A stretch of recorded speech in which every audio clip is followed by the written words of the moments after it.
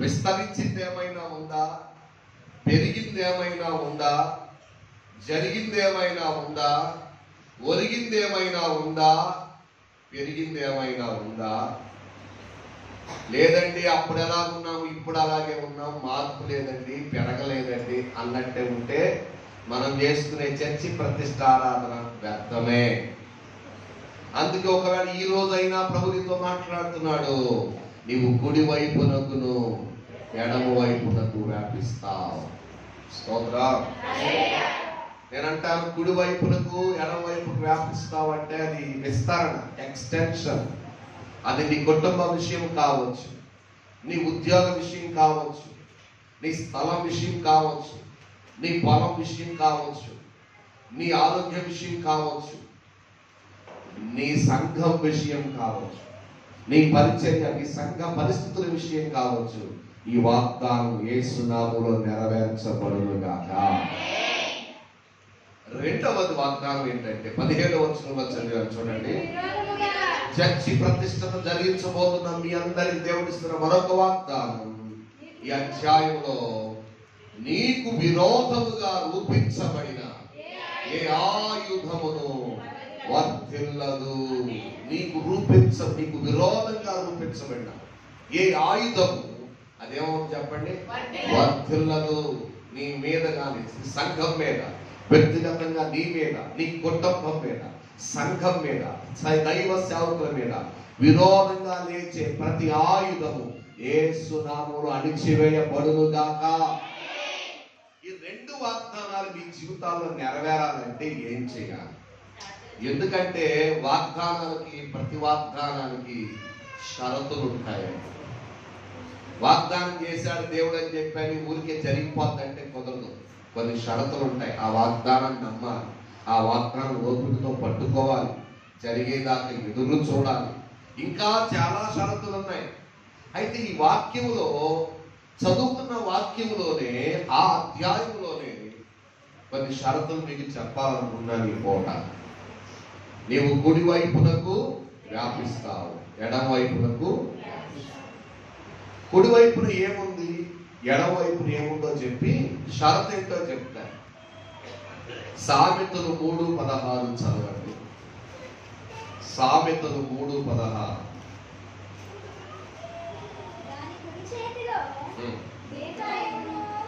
దాని కుడి చేతిలో దీర్ఘాయువును, దాని ఎడమ చేతిలో ధన ఘనతలు ఉన్నాయి. జ్ఞానమునకు కుడి వైపున ఎడమ వైపున ఏమున్నాయంట?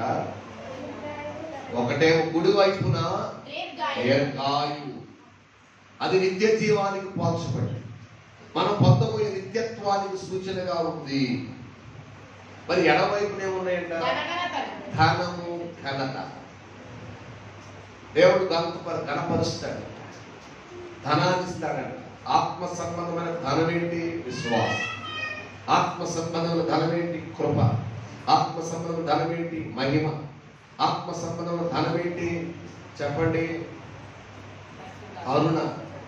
ఇవన్నీ ఆయన ఐశ్వర్యాలు. విశ్వాసం ఉంది, మనం భాగ్యవంతులు. కోట్లు మనకు లేకపోవచ్చు, మనకు విశ్వాసం. హల్లెలూయా. లక్షలు మనకు లేకపోవచ్చు, మనకు కృప ఉంది. కృపా మహా ఐశ్వర్యం అన్నాడు.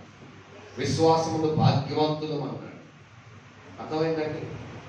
దయా, హరికరం, ఇవన్నీ మనకు ఐశ్వర్యాలు. కుడి చేతిలోనేమో దీర్ఘాయు ఉంటే, ఎడమ చేతిలో ఎడమవైపు ధనగలతలు ఉంటాయి. ఇవన్నీ మనకి దేవుడు ఇస్తానని వాగ్దానం చేస్తాడు. స్తోత్రం చెప్పండి. సరే, వాగ్దానం నెరవేరాలంటే ఏం చేయాలో షరతు ఉందండి. అది 2వ వచనంలో ఉంటుంది, చదవండి. మనం ఏం చేయాలి? మనకు చేయాల్సిన బాధ్యత. అమ్మా, యెషయా గ్రంథము 54:3 చదివారు కదండి దాకా. 3లో ఆశీర్వాద వాగ్దానం ఉంటే, వాగ్దానం నెరవేరాలంటే 2వ వచనంలో షరతు ఉందండి. ఆ షరతు ఏంటో చదువుతున్నారు, జాగ్రత్తగా వినండి. మీలో ఎవరైనా నిద్రపోవడం చూసారా? ముగించేస్తారు. ఇక చూసుకుంటారు. ఇల్లు కొంటారో, ఇచ్చుకుంటారో, ఇక మీరేం చేసుకున్నాను, నిద్రపోవడం చూసానా ఆపేస్తాయి అని మీరు నిద్రపోకుండా గుడ్లప్పుడు చట్టబడాలి. అవసరమైతే బయటికి కళ్ళు కడుక్కుని వచ్చిందని అవుతాయింది. వాక్యం ముగించేదాకా ఎవరు నిద్రపోవడానికి వీలేదు. షరత్ ఏంటి?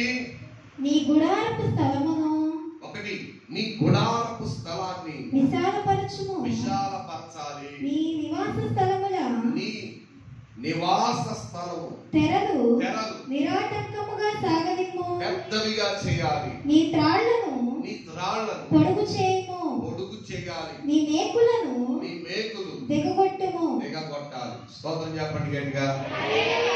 మనకు వాగ్దానం ఏంటి? కుడి వైపుకి వ్యాపిస్తావు, ఎడమవైపుకి నీకు విరోధంగా రూపించబడిన ఈ రెండు మాటలు గుర్తున్నాయి కదా. ఈ వాగ్దానం నీ జీవితంలో నెరవేరాలి అంటే షరత్ ఏంటి తెలుసా? 4 చెప్పాడు. ఒకటి, అందరూ మీరు నాకు చెప్పాలా, నేను అడిగినప్పుడు చెప్పాలి. ఒకటేంటి చెప్పండి? నీ గుడారమును విశాలపరచాలి. ఏమండి? నీ గుడారమును విశాలపరచాలి ఒకటి. 2, నీ నివాస స్థలం యొక్క తెరలు నిరాటంకంగా సాగనివ్వాలి. అంటే పెద్దవిగా చేయాలి, పొడిగించాలి. పొడుగు చేయి, పెద్ద చేయి. ఏది? నీ నివాసము యొక్క, నువ్వు నివసించే స్థలము యొక్క తెరలు అనండి. ఒక మీకు కష్టంగా అనిపిస్తే తెరలు పెద్దవిగా చేయాలంట.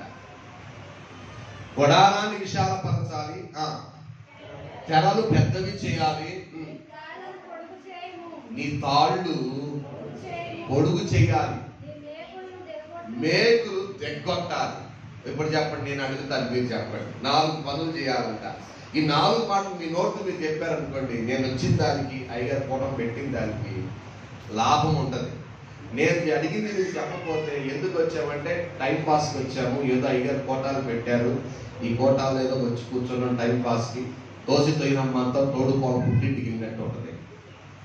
చెప్పండి, తోసి తొయ్యనమ్మ అంటే ఎక్కడికి వెళ్ళిందంటమ్మా? మా అమ్మాయి రాకుండా నువ్వు వచ్చేవేంటమ్మా అన్నారంట. సరిపోలా? అలాగే మీరు కూడా ఎందుకు వచ్చారో ఏం అర్థం కానంటే ఈ 4 మాటలు చెప్పకపోతే. చెప్పండి అమ్మ, ఏంటి దేవుడు కోరుకున్న షరతులు, కండిషన్స్ ఏంటి? నువ్వు ఏం చేయాలా? వెనకాలు చెప్పట్లా అమ్మాడు. అమ్మ చెప్పండి, గుడార స్థలాన్ని ఏం చేయాలి? అంతేనమ్మా? ఏముండదు అక్కడ? గుడారం ఉందా మాట? మనం చదవండి. నీ గుడారపు స్థలమును విశాలపరచాలి. 1. 2, తెరలను పెద్దవిగా చేయాలి. చెప్పండి, తెరలు. 3, తాడు పొడుగు చేయాలి. 4, మేకులు తెగ్గొట్టాలి.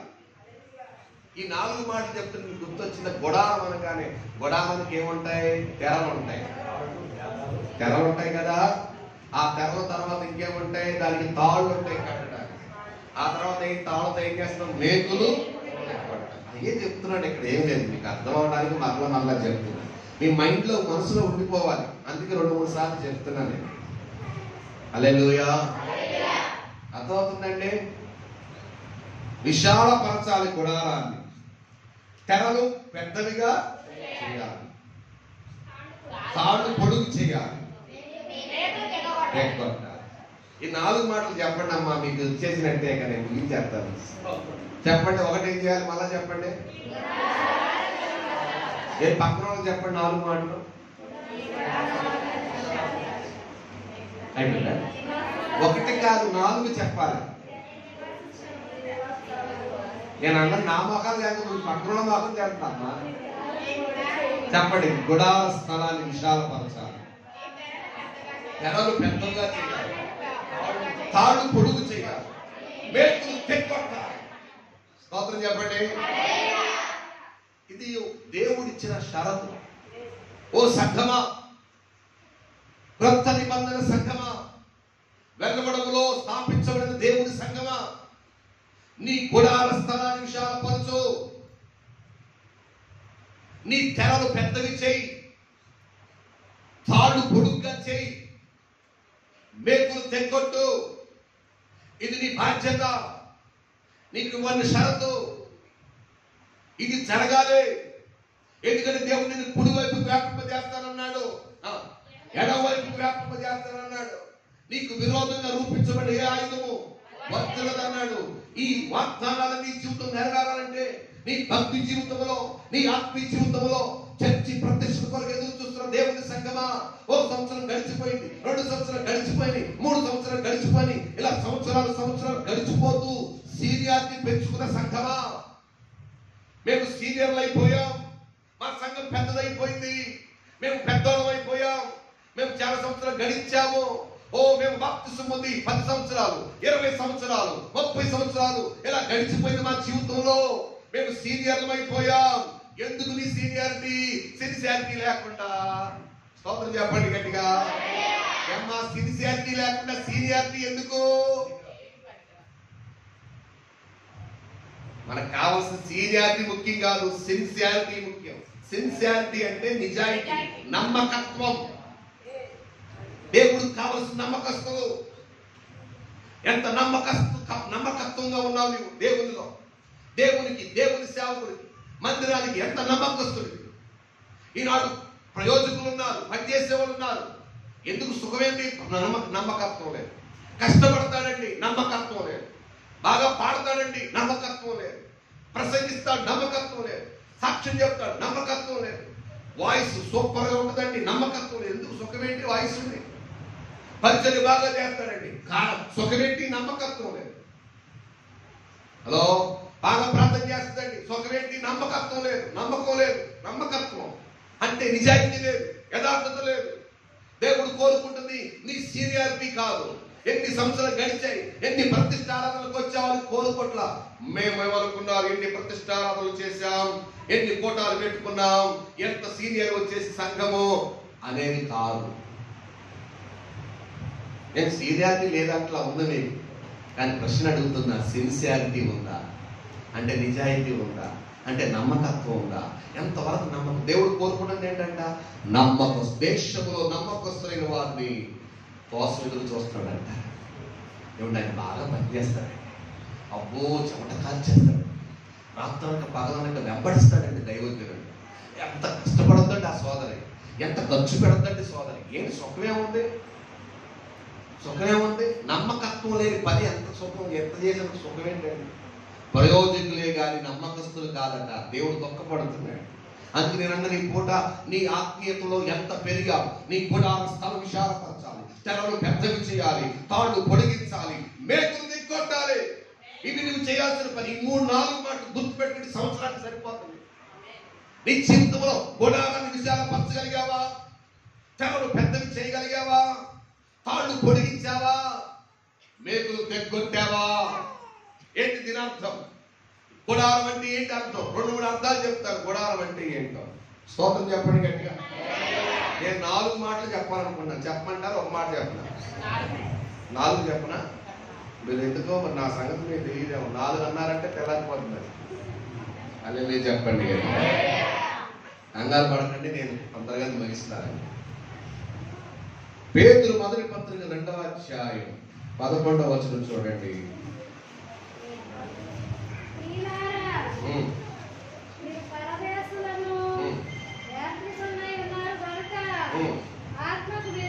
చాలండి. మనం ఎవరమంట? పరదేశులమును. వినండి వినండి. గుడారం దేనికి సాదృశ్యంగా ఉందో చెప్పనా? ఏమండి, గుడారం వేసుకునే వాళ్ళు ఏమనుకుంటారు? మన ఊరు ఇది కాదురా. మనం ఎవరు అంటే ప్రయాణంలో ఉన్నాం. చెప్పండి, ఎక్కడున్నాం అంటే అర్థం ఏంటి? యాత్రికులం. ఇంకేమన్నాడు? పరదేశం. ఈ దేశం అందే కాదు, నా దేశం. ఈ దేశము నాది కానే కాదు.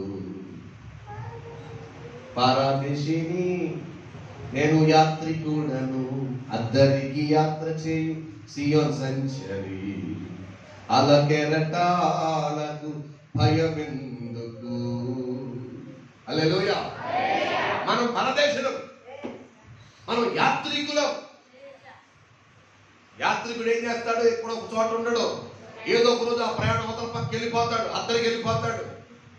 అంటే నేను అంటాను, గుడారాన్ని విశాలపరచు అంటే అర్థం ఏంటి తెలుసా?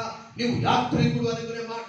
నేను పరదేశిని, ఈ దేశవాసిని కాదు, ఇది నాకు స్థిరం కాదు, ఈ ఊరు నాది కాదు, ఎప్పటికీ ఈ ఊరు వదిలిపెట్టాలి, ఈ దేశాన్ని వదిలిపెట్టాలి, ఈ ప్రాంతాన్ని వదిలిపెట్టాలి, నేను ఇక్కడ ఉండను, ఇది కాదు నాకు శాశ్వతం అనుకోవాలి. గమనించాలి, గుడారము అంటే పరదేశులము, యాత్రికులము అని అనుకోవటం.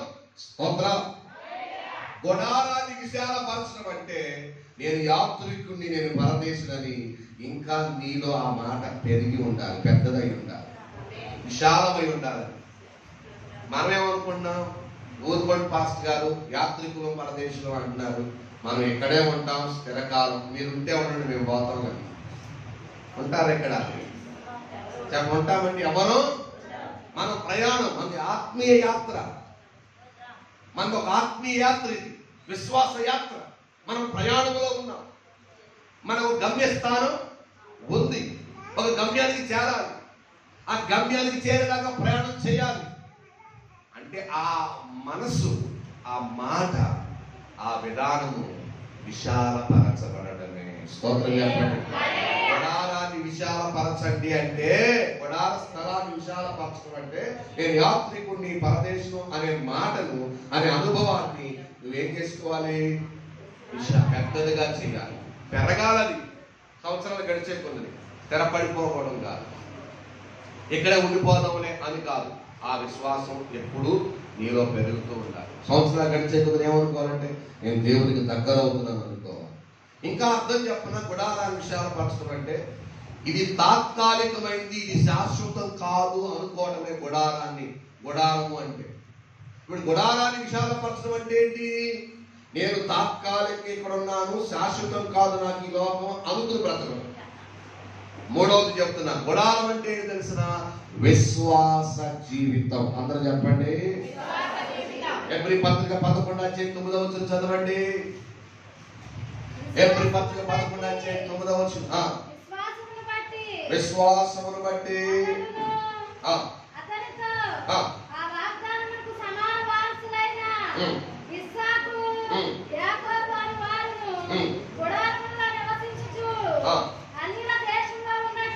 ఎక్కడ నివసించారంట భక్తులు? అదేనమ్మా, ఎక్కడ నివసించారంట? గుడారంలో నివసించారు. మొదటి పాయింట్ మర్చిపోకండి, మనం ఏం విశాలపరచాలి? గుడార స్థలాన్ని విశాలపరచాలి. గుడార స్థలం విశాలపరచడం అంటే పెద్దలు చేయడం అంటే ఏంటో తెలుసా? విశ్వాసమును బట్టి వాళ్ళు గుడారాలు వేసుకున్నారంట. ఏమిటి విశ్వాసం? వారి జీవితంలో విశ్వాస జీవితం ఉందని చెప్పడానికి గుడారమే గుర్తు. ఏంటంటే ఎంత డబ్బుంది మీకు మాట చెప్పనా? అబ్రహాము పేదోడు కాదు, ఇస్సాకు యాకోబులు పేదోళ్ళు కాదు, కోట్లకు పడగెత్తున్నాడు ఆ రోజుల్లో. అబ్రహాము అన్ని విషయాలు ఆస్వాదించబడ్డాడు. గొర్రెలను, ఎడ్లను, వెండి బంగారము సమస్తమును కలిగి ఉన్నాడు. ఆ దేశంలో గొప్ప, అతను అన్నారు మహారాజులా ఉన్నవయ్యా మా ప్రాంతంలో అన్నారంట. ఎలా చూశారు ఆయన? ఆయన దగ్గర యుద్ధాలు చేసి, యుద్ధం చేయాల్సి వస్తే ఎవరినైనా కొట్టాలి, ఎవరైనా పోరాడాలంటే 318 మంది ఉన్నారంట. బౌన్సర్స్ అంటారే, బౌన్సర్స్ వాళ్ళు ఏమంటారు? కళ్ళ తిరిగి ఉంటారు మంత్రుల దగ్గర. బౌన్సర్స్ బాక్సర్స్ కాదు, బౌన్సర్స్ కళ్ళ తిరిగి ఉంటారు. ఆ బౌన్సర్స్ ఎలా అయితే ఉంటారో, మా అయితే ఎప్పుడు 50 మంది 30 మంది ఉంటారేమో. కానీ బౌన్సర్ లాంటి వాళ్ళు అబ్రాహ్మణులు ఎంతమంది ఉన్నారు తెలుసండి? 318 మంది ఉన్నారు. అమ్మో, 318 మంది అంటే నేను అంటాను, ఇప్పుడు కాలంలో అలాంటి వాళ్ళకి 318 అంటే ఒక్కొక్క కారులో 6 ఎక్కించుకుంటే, ఒక 5 ఎక్కువ కూర్చుంటే ఎంతమంది వాడు ఎన్ని కార్లు కావాలండి? ఆ లెక్కలు ఇప్పుడు ఏమేస్తానండి, నిద్ర వచ్చేటట్టు ఉందని వస్తుంది. నిద్ర వస్తుందన్న వాళ్ళందరూ ఒకసారి అల్లే చెప్పండి, చేతులెత్తి. చాలా మంచోళ్ళు మీరు, ఒకటి చెప్పాలంటే మీరు చాలా అలర్ట్ గా ఉన్నారు. మీరు నాకు అందరు కనబడుతున్నారు కాబట్టి ఎవరైనా నిద్రపోతే లేపేస్తానమ్మా. అది గట్టిగా కూర్చోండి అలా కళ్ళు. నిజంగా నేను ఒక మాట చెప్పడా, మీకు నిద్ర వస్తుంది అనుకుంటే సైలెంట్ గా పిల్లిలాగా నిలబడి, ఎవరు చెప్పకుండా బయటికి వెళ్ళిపోయి అక్కడ నిలబడి 2 అడుగులు ఎక్కి వేసి వచ్చేసేయండి లోపల. అల్లెలు చెప్పండి. బౌన్సర్స్ ఉన్నారంట, ఎంతమంది యుద్ధవీరులు ఉన్నారో చూడండి అండి. అది కూడా వాళ్ళ ఇంట్లో పుట్టి పెరిగిన వాళ్ళంట, ట్రైన్ చేయబడిన వాళ్ళంట, ట్రైన్డ్ ఆర్మ్డ్ అంట, అంటే శిక్షణ పొందినటువంటి సైన్యం అంట. ఇంగ్లీష్ లో రాస్తాడు ట్రైన్డ్ ఆర్మ్డ్ అన్నాడు ఇంగ్లీష్. అంటే 318 మంది ఇంట్లో పుట్టిన వాళ్ళంట. వాళ్ళందరూ పోషించాలంటే 318 మంది. వాళ్ళు పెంచి పెద్ద చేయాలంటే అబ్రాహం చేశాడు 318. మనం ఒకళ్ళిద్దరు పెంచడమే కష్టం అవుతుంది. అంటే 318 మంది ఇంట్లో పుట్టిన వాళ్ళు వాళ్ళు పెంచి వీరులుగా సూర్యులుగా తయారు చేయాలంటే ఎంత కోటీశ్వరుడు అంటే అబ్రహాము. ఇంత కోటీశ్వరుడు కూడా ఎక్కడ నివసించాడంటమ్మా? విశ్వాసమును బట్టి గుడారములో నివసించాడంట. ఎందుకు కూడా ఇల్లు కట్టుకోకూడదా? స్టాండర్డ్ ఇల్లు మీరు కడతారే, డూప్లెక్స్ హౌస్ అని, 2 అంతస్తుల బిల్డింగ్ అని. అసలు మనం కోరుకుంటాం బిల్డింగ్ కట్టుకుంటే ఈ మెట్లు ఎక్కడ ఉండాలి, రాళ్ళు పెట్టాలి, చెప్పండి, గుమ్మం ఎక్కడ ఉండాలి, వంటగది పెద్దగా ఉండాలంట. కావంటుంది చిన్న వంటగది నాకు నచ్చలేదండి, మళ్ళా పడుకుంటే పెద్ద వంటగది కట్టించానంటుంది. నా వంటగది చిన్నది కట్టారు, నేను నచ్చలేదు అంటారు. నిన్న చిన్నగా మొన్న ప్రార్థన చేయడానికి వెళ్తే స్లాబ్ వేస్తే ఆ ప్రార్థన చేయడానికి చెప్తుంది, మనమే ఇల్లు కట్టుకున్నామే, బిల్డింగ్లు కట్టుకున్నామే. అబ్రాహాము కోటీశ్వరుడు అండి, కట్టుకోలేడా? కానీ అతనికి విశ్వాస జీవితం ఉంది. ఏంటి విశ్వాసం అంటే, ఇదిగో నేను దేవుడు చూపించే ఆ స్థలం, ఏ దేశం నుండి వచ్చే ఆ దేశానికి వెళ్ళిపోవాలి, నా దేశం ఇక్కడ కాదు అనుకున్నాడు. కాబట్టి విశ్వాస జీవితం. ఇప్పుడు చెప్పండి, గుడారం అంటే అర్థం ఏంటి? విశ్వాస జీవితం. గుడారం అంటే విశ్వాస జీవితం. నేనంటాను దేవుని పిల్లారా, మొదటి పాయింట్ మర్చిపోకండి. గుడార స్థలాన్ని విశాలపరచాలి అంటే నీ విశ్వాస జీవితం పెరగాలి. విశ్వాసం అంతకంతకు పెరిగిందా తగ్గిందా? విశ్వాసం పెరిగిందా తగ్గిందా చెప్పాలి. కొందరి విశ్వాసం తగ్గిపోయింది. ఎందుకు తగ్గిపోయిందంటే యూట్యూబ్ వచ్చిందిగా, ఫేస్బుక్లు వచ్చినాయిగా. నా చిన్నప్పుడు కడుపులో నొప్పి వస్తే బర్లగారి ట్యాబ్లెట్ తెచ్చుకునేవాడు. అది దొరకడం కష్టం, ఎక్కడో అమ్మాయి మెడికల్ షాప్కి వెళ్ళాలి. అది తెచ్చే లోపల తట్టుకునేవాడు కదా. అప్పుడు అప్పుడే గుర్తొచ్చింది పాస్ట్ గారు. చెప్పరండి, నా చిన్నప్పుడు చెవు కొట్టు వస్తే, చిన్నప్పుడు మా నాన్న సారా కొట్లుండేవి. ఏ కొట్లు అవి? ప్రసాద్, ప్రభుత్వ సారాయి. ప్రసాద్ అంటే ఏంటి? ప్ర అంటే ప్రభుత్వ, సా అంటే సారా, దు అంటే ప్రభుత్వ సారాయి, సారా దుకాణం. అవి ఉండే అక్కడక్కడ. అర్ధరాత్రి కూడా చెప్పుకోవడం ఎవడు అక్కడండి చెప్పండి, సారాయి దుకాణం ఉంటాడా? అప్పుడు దిక్కేది తెలుసా? మా నాన్న చట్కాలు కూడా పనిచేసేవి కాదు. ఎందుకు పనిచేసి అర్ధరాత్రి వచ్చేది చెప్పుకోడు. ఎప్పుడు ఏడుతుంటే చిన్నప్పుడు చిన్నపిల్లడు ప్రార్థనే దిక్కు. మరి ఇప్పుడు చెవు పోటు వస్తే, తలపోటు వస్తే, వెన్నుపోటు వస్తే చెప్పరేంటి? ఇంకేం పోట్లు ఉన్నాయి మీకు? చెవు పోటీకి మందు, ఆయుర్వేదం మందు, ఇంగ్లీష్ మందు అని ఎక్కడ కొడుతున్నాం మనం? యూట్యూబ్ లో కొట్టేస్తారు. ప్రార్థన లేదు, ఏమి దేవుని మీద ఆధారపడేది. వంట చేయాలంటే అమ్మ వెనకాలండి ఏ వంట చేస్తుంది, ఎలా, ఏ నూనె, ఎంత నూనె వేస్తుంది, ఎంత తాలింపులు వేస్తున్నారు, ఏమేమి వేస్తున్నారు అని చెప్పి అన్ని వెనకుండి చూసేవాడు. మా అమ్మ వండుతుంటే నేను గమనిస్తా ఉండేవాడు. కారం ఎంత వేస్తుంది, ఉప్పు ఎంత వేస్తుంది. నేను వంటల తర్వాత బాగా తీసుకునేవాడు, బ్యాచులర్గా ఉన్నాను, పెళ్లి కాదు.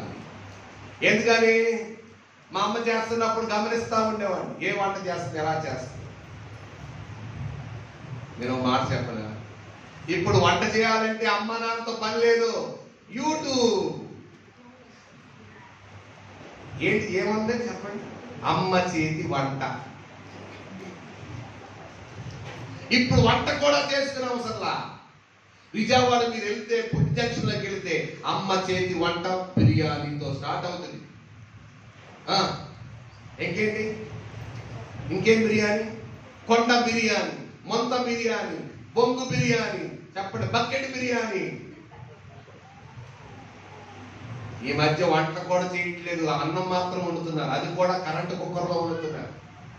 పొయ్యిలు పొలలు మానేశారు. పొలల పొయ్యి అంట, పొలల పొయ్యి మానేశారు. కరెంటు పొయ్యి, అది కూడా అన్నం వరకే. వెళ్ళి కూర తీసురా, ఎక్కడి నుంచి?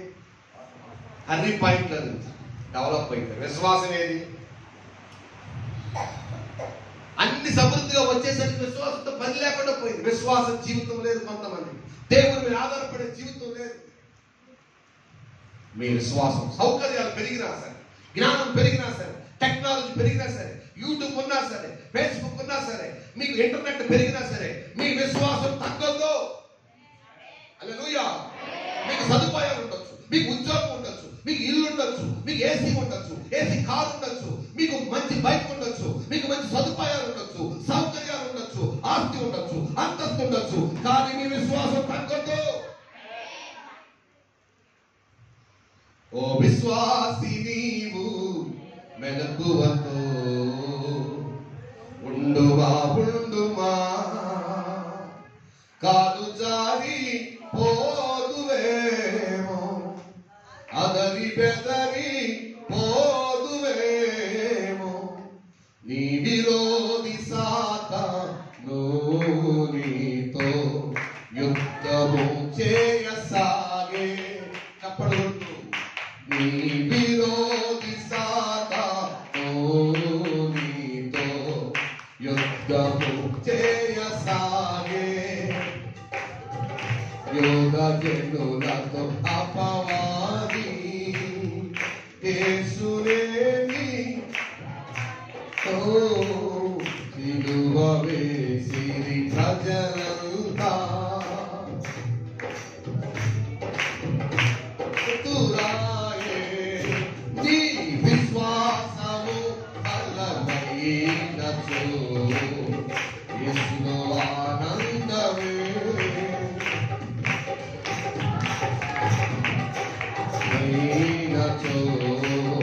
యేసులో ఆనందమే. ఓ విశ్వాసి, నీవు మెలకువతో ఉండువా, ఉండువా. ఓ విశ్వాసి, నీవు మెలకువతో ఉండువా, ఉండువా. హల్లెలూయా. దేవుడు కోరుకుంటుంది ఏంటి? నీ గుడార స్థలాన్ని ఏం చేయాలి? ఏంటి గుడారం అంటే? ఏంటి గుడార స్థల విశాలపరచడం అంటే? నీ విశ్వాస జీవితం పెరగాలి. అంతకంటే సౌకర్యం పెరిగిన, డబ్బు చేతిలో ఉన్న విశ్వాసం తగ్గొద్దు. ఎందుకో చెప్పనా? ఆ విశ్వాసమే నిన్ను ప్రభుని చూసేటువంటి, ప్రభు స్వరం వినేటటువంటి యోగ్యత కలిగిస్తుంది. విశ్వాసం లేకుండా దేవుడికి చుడైందా? విశ్వాసం పెరిగిందా, తగ్గిందా? సంవత్సరాలు కలిసి సంబరపడుతున్నాం. ప్రత్యక్ష దినం వచ్చేసిందని సంబరపడుతున్నాం. ఓ ప్రత్యక్ష దినం వచ్చేసిందని పండగ చేసుకున్నాం. నేనంటాను, పండగకు ముందు ఒక మాట, నీ విశ్వాసం పెరిగిందా, తగ్గిందా? రాను రాను కొంతమంది జీవితాల విశ్వాసం ఎలా ఉందంటే, కుక్క తోక వంకర, ఎంతసేపు చెప్పినా ఇంతే, విన్న తర్వాత మళ్ళీ వెళ్ళిపోతాం అంతే. కొంతమంది విశ్వాసం ఎలా ఉంది సార్? గొర్రె తోక బెత్తెడు, అది ఎంత తిన్నా ఇంతే, బెత్తెడే ఉన్నట్టు అయిపోయింది విశ్వాసం. కొంతమంది విశ్వాసం ఎలా ఉందో తెలుసా? ఎలుగు తోక మందు లావు, తర్వాత రాను రాను సన్నన. అంతేనండి. మొదట్లో ఎలా ఉండదు ఎలుగు తోక? ఎలుగు తోక అంటే మీకు ఆంటలేదు అనమాట. పందికొక్కు గురించి చెప్తాను. పందికొక్కు చూసారా? అది ఎలుగును చూసారా? రాను రాను ఏమైపోతుంది? లావుగా ఉండి సన్నగా అయిపోతుంది. కొంతమంది మొదట్లో విశ్వాసం చాలా బాగుంది. రక్షించబడిన కొత్తలో, మందిరం కట్టిన కొత్తలో, దైవజనులు వచ్చిన కొత్తలో, వాక్యం విన్న కొత్తలో, ఆత్మ పొందిన కొత్తలో విశ్వాసం బాగా. మరి ఇప్పుడు రాను రాను ఏమైపోయింది? అంతకంతకు నీ విశ్వాసం వర్ధిల్లాలిగా. చెప్పరేంటమ్మా? నీ విశ్వాసం సరిగా లేదు. టీడీపీ వర్ధిల్లాలి, వైసీపీ వర్ధిల్లాలి, బీజేపీ వర్ధిల్లాలి. ఇవి కాదండి మనం వర్ధిల్లాలని చెప్పేది. పార్టీలు కాదు వర్ధిల్లాలని చెప్పేది. పార్టీ జెండా అది వర్ధిల్లాలి, ఇది వర్ధిల్లాలి. ఇంతకు నీ విశ్వాసం వర్ధిల్లిందా? సంవత్సరాలు గడిచే కొద్ది విశ్వాసం వర్ధిల్లాలి, విశాలపరచాలి. గుడార స్థలము అన్నిటిలో వర్ధిల్లాలి. ప్రియుడా, నీవు అన్ని విషయాల్లో వర్ధిల్లాలి. ఆత్మీయులు వర్ధిల్లినట్టుగా అన్ని విషయాల్లో వర్ధిల్లాలంటున్నాడు. ఏనంటారు ఇక్కడ? అన్నింటిలో వర్ధిల్లాం కానీ ఆత్మీయులు వర్ధిల్లేదు. అది నేను చెప్పాను. అన్నింటిలో మనం డెవలప్ అయిపోతున్నాం. టెక్నాలజీ మారిపోయింది. మన విధానం, జీవన విధానమే మారిపోయింది. ఏ విధానం? జీవించే జీవన లైఫ్ స్టైల్ మారిపోయింది. మన కట్టు బట్ట అన్ని మారిపోయినాయండి. తిండి మారిపోయిందండి. అన్నింటిలో డెవలప్ అయిపోయాం. అంత టెక్నాలజీ చాలా మారిపోయింది. మరి భక్తి విశ్వాసం ఎలా ఉంది? గుడారం స్థలం విశాలపరచాలి. గుడారం అంటే విశ్వాస జీవితం. గుడారం అంటే ఇంకోటి చెప్పనా? విశ్వాసం, డాక్ట్రిన్. మనం నమ్మిన విశ్వాసం, మనం నమ్మిన బోధ పెరిగిందా తగ్గిందా? బోధలో పెరిగావా తగ్గావా? యోధాపత్రిక 3వ వచనంలో రాస్తాడు, పరిశుద్ధులకు ఒకసారి అప్పగించబడిన బోధ నిమిత్తమై మీరు పోరాడాలి అన్నాడు. స్తోత్రం చెప్పండి గట్టిగా. చదువుతారా 3వ వచనం? యోధాపత్రిక 3వ వచనం. ప్రియులారా, మనందరికి కలిగే సంతోషం విశేష ఆసక్తి గలవాడినై ప్రయత్నపడుచుండగా పరిశుద్ధులకు ఒకసారి అప్పగించబడిన బోధ నిమిత్తము పోరాడాలని. దేని నిమిత్తం పోరాడాలంట? పరిశుద్ధుల ద్వారా, భక్తుల ద్వారా, అపోస్తుల ద్వారా మనకి ఇవ్వబడిన బోధ ఉందే, అపోస్తుల బోధ. ఆ బోధ నిమిత్తం, బోధ కోసం ఇవ్వాలంట మనం పోరాడాలి. బోధ అన్న మాటకి ఇంగ్లీష్ లో ఇచ్చిన మాట ఏంటి తెలిసిన? Content for the faith which was once delivered unto the saints. భక్తుల ద్వారా మనకి ఇవ్వబడిన డాక్ట్రిన్ ఫెయిత్ అంట. ఫెయిత్ అంటాడు ఇంగ్లీష్ లో. బోధ అనే మాటకి ఏమాడాడు? ఫెయిత్ అంటే ఏంటి? విశ్వాసం. మనం నమ్మిన విశ్వాసం ఏంటి? మనం నమ్మిన సిద్ధాంతం ఏంటి? హలో, గుడారాన్ని విశాలపరచడం అంటే మనం నమ్మిన బోధను పెద్దది చేయాలి. నువ్వు నమ్మిన బోధ ఏదైతే ఉందో అది నీ జీవితంలో నెరవేరుతుందా? వెంటనే సరిపోతుందా బోధ? అంటే అపోస్తులు ఎలా చెప్పారండి, భక్తులు ఎలా చెప్పారండి, వాక్యం ఎలా చెప్తుందండి? మారు మనసు పొందాలండి, బాప్తిసం పొందాలండి, ఆత్మ పొందాలండి, ప్రత్యేక జీవితం ఉండాలండి, పరిశుద్ధ జీవితం ఉండాలండి, శ్రమ పడే జీవితం ఉండాలండి, విశ్వాస జీవితం ఉండాలండి, జయ జీవితం ఉండాలండి. ఇది అపోస్తుల బోధ. అపోస్తుల బోధ ఏంటి? మారు మనసు జీవితం. 2 బాప్తిస్మ జీవితం. 3 పరిశుద్ధాత్మ అభిషేక జీవితం. 4 ప్రత్యేక జీవితం లేదా వేరుబాటు జీవితం. 5 పరిశుద్ధ జీవితం. 6 శ్రమల జీవితం లేదా విశ్వాస జీవితం. 7 జయ జీవితం. ఇవాళ ఎవరు చెప్పిన బోధ? పరిశుద్ధులు, అపోస్తులు మనకు నేర్పారు. మన నుంచి, మన దైవ సేవకు నుంచి మనకు వచ్చి నేర్చుకున్నాం. ఈ బోధని అంటుంది విశ్వాసం. మనం నమ్మిన విశ్వాసం, మనం నమ్మిన సిద్ధాంతాన్ని. గుడారం అంటే విశ్వాసానికి గుర్తు. ఇది సిద్ధాంతాన్ని కూడా పోల్చవచ్చు. స్తోత్రం చెప్పండి. నీ బోధ, నీవు నమ్మిన విశ్వాసం పెరిగిందా తగ్గిందా? నువ్వు నమ్మిన విశ్వాసం ఏదైతే ఉందో దానిలో నిలకడగా ఉన్నావా తప్పిపోయావా? ఏమంటే మారు మనసు పొందారు, పొందారు. బాప్తిసం పొందమన్నారు, పొందారు. ఆత్మ పొందమన్నారు, పొందారు. మరి ప్రత్యేక జీవితం ఎలా ఉంది? పరిశుద్ధ జీవితం ఎలా ఉంది?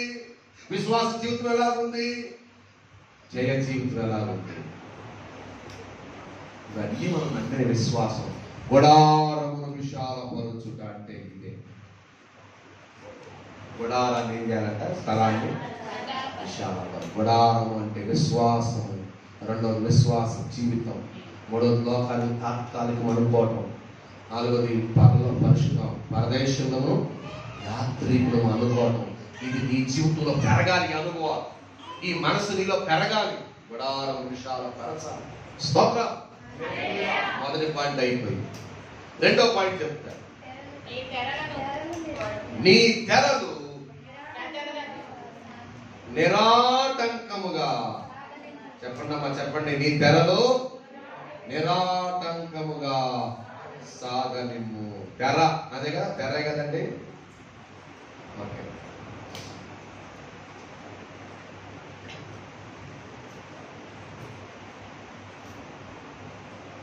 ఆ తెర గురించి నేను మాట్లాడతాను. ఒక్క నిమిషం రెఫరెన్స్ చెప్తా చూడండి. 1 పేతురు, ఒక్క నిమిషం. ఎబ్రీ పత్రిక 10వ అధ్యాయం 19వ వచనం చదవండి. తర్వాత 1 పేతురు చదవండి. సహోదరులారా, యేసు మన కొరకు ప్రతిష్ఠించిన మార్గమున అనగా నూతనమైనది, జీవము గలది, ఆయన శరీరము అను తెర ద్వారా ఏర్పరచబడినది నాయనా. ఆయన శరీరము అను తెర. యేసు ప్రభు గురించి చెప్తూ ఆయన శరీరాన్ని దేనికి పోల్చారు ఇక్కడ కదా? ఆయన శరీరాన్ని దేనికి పోల్చారంటే తెరతో పోల్చారు. ఇప్పుడు మనం మన అంశంలో రెండో పాయింట్ ఏంటి? తెరలను నిరాటంకంగా దేవుడి రోజు నీతో మాట్లాడుతున్నాడు. నీ తెరలను సాగనివ్వాలంట. ఏమిటి తెర? కొన్ని అనుభవాలు చెప్తారు. తెర అంటే అది శరీరానికి సాదృశ్యంగా ఉంది కదా. శరీరం నుంచి ఏం నేర్చుకుంటాం? ఇప్పుడు చదవండి, పేతురు మొదటి పత్రిక 4వ అధ్యాయం 1వ వచనం. క్రీస్తు శరీరమందు శ్రమపడెను గనుక మీరును అట్టి మనస్సును ఆయుధముగా. స్తోత్రం చెప్పండి గట్టిగా. యేసు ప్రభువారికి భూమి మీద శాల్వాలు కప్పారా? గణపరిచారా? నిందలు వేశారా? నిందలేశారు. శ్రమ పెట్టారా లేదా? మరి ఇప్పుడు ఏసై నమ్ముకున్న మనకు కూడా నిందలు వస్తాయా? శాల్వాలు కప్తారు ఊర్లో. అబ్బో బయలుదేరిన భక్తురాలు అని నిందలేస్తారు. మనం నిజంగా నిజాయితీగా ఉన్నా, నిజంగా నిక్కచ్చిగా ఉన్నా మనకు నిందలు వస్తాయి రావా? అప్పుడు ఏం చేయాలి? పాస్టర్ గారంటే నేను ఏదో నిజాయితీగా ప్రార్థనకు వస్తుంటే వాళ్ళు వేసిన నిందలకు నేను ప్రార్థన మానేస్తాను అనకూడదు. మరి అర్థమవుతుందా మీకు చెప్పింది? మీకు నిందలు వస్తాయి, నిన్ను అవమానపరుస్తారు, నిన్ను తక్కువ చేస్తారు, నిన్ను ఇంకా గాయపరుస్తారు మాటలతో. అయినా ప్రార్థన మానద్దు, విశ్వాసం విడిచిపెట్టద్దు, మందిరాన్ని విడిచిపెట్టద్దు, సహవాసాన్ని విడిచిపెట్టద్దు. పోతున్నారు దూరం ప్రార్థనకి అంటారు. శరీరమందు ఏ అనుభవం ఉంది యేసయ్యకి? శ్రమ. నేను అంటాను ఇక్కడ మీకు చెప్పాలింది శ్రమల జీవితానికి సాదృశ్యం ఉంది. తెరలు అంటే దేవుని కొరకు నిందలు అవమానాలు పడుతున్నప్పుడు కృంగిపోవద్దు. ఇంకా శ్రమలు వచ్చినా నేను నిలబడతా. దేవుని కోసం ఎన్ని శ్రమలైనా పడతాను, ఎన్ని నిందలైనా పడతాను. ఒక రోజున పౌలు భక్తుడు అన్నాడు ఫిలిప్పీ సంఘంతో 1వ అధ్యాయం 29వ వచనం రాశాడు. 1వ అధ్యాయం 29వ వచనం చూడండి. ఏలయనగా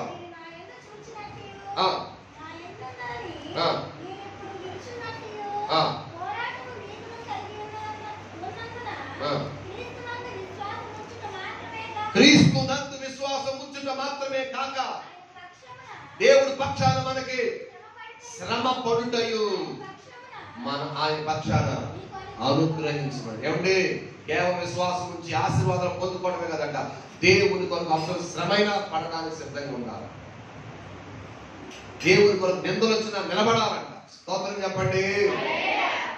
అక్కడ బైబిల్లో రాస్తాడు పేతురు భక్తులు అని అంటాడు. ఏమంటాడంటే మనము శ్రమ పడాల్సిందంటే క్రైస్తవుడిగా శ్రమ పడాలంట. 4:16 చదవండి. మొదటి పేతురు 4:16. ఎవడైనను క్రైస్తవుడైనందుకు బాధ అనుభవించతగదు. అనుభవించిన ఎడల ఏమంటే క్రైస్తవుడైనందుకు నీకు శ్రమ వచ్చిందా, నిందొచ్చిందా, ఆ పేరును బట్టి ఏం చేయాలి? దేవుడు అవమానపరచాలా, మహిమపరచాలా? మరి మన చిన్న సమస్య రాగానే దేవుడు నాకేం చేశాడు, నన్ను పట్టించుకోలేదు, నాకేం జరిగింది అంటావేంటి? మరి బైబిల్ అంటుంది శ్రమ రాగానే దేవుడు ఏం చేయాలంట? ఆయన మహిమపరచాలంట. చదవండి. 16 చదివారు కదా. క్రైస్తవుడిగా ఏముంది మనకి? శ్రమ ఉంది. మొదటి పేతురు 4:19 చదవండి. కాబట్టి చాలండి, దేవుని చిత్తానుసారమైన శ్రమ. శ్రమ ఎలాంటిది అంటే అన్ని శ్రమలు దేవుడి ద్వారా వచ్చిన శ్రమలకు పోల్చుకోబాకండి. నువ్వు చేసిన తప్పుడు పనులకు కూడా శ్రమ వచ్చిందంటే దేవుడి వల్ల వచ్చింది కాదు, దేవుడి కోసం పడిన శ్రమ కాదు. నువ్వు చేస్తున్న పనుల కోసం శ్రమ పడతావు, స్వయంకృత అపరాధాల వల్ల శ్రమలు వస్తాయి, నువ్వు తీసుకున్న తప్పుడు నిర్ణయాల వల్ల శ్రమలు వస్తాయి. కానీ నువ్వు మంచిగా బ్రతుకుతున్నా, తప్పుడు నిర్ణయాలు తీసుకోకపోయినా మంచిగా బ్రతుకుతున్నా నీకు శ్రమ వచ్చిందంటే అది దేవుని చిత్తానుసారంగా వచ్చిన ఆ శ్రమలో దేవుడు నిన్ను విడిచిపెట్టడు. బైబిల్ అంటుంది శ్రమలో నేను అతనికి చెప్పాలి, శ్రమలో నేను అతనికి దేవుడు శ్రమ వచ్చినప్పుడు కూడా మనకి ఏమన్నాడంట? లోకస్తులు శ్రమ వచ్చాయి తోడున్నారు అన్నా లేదు. మనకి శ్రమ వస్తే దేవుడు మనకు తోడుగా ఉన్నాడు. లోకస్తులకి మనకి అదే తేడా. లోకంలో శ్రమ వస్తే గుయ్యో ఎత్తుకుంటారు. మనకి శ్రమలు వస్తే దేవుడు ఉన్నాడని గుర్తు వస్తుంది. దేవుడు మనకు తోడుగా ఉన్నాడని గుర్తు చేస్తాడు. బలపరుస్తాడు శ్రమ, ఆదరిస్తాడు శ్రమ. హల్లెలూయా.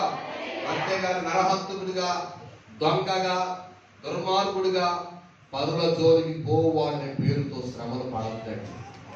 నరహంతకుడు కాబట్టి శ్రమ పడ్డాడు, అది మంచిదా?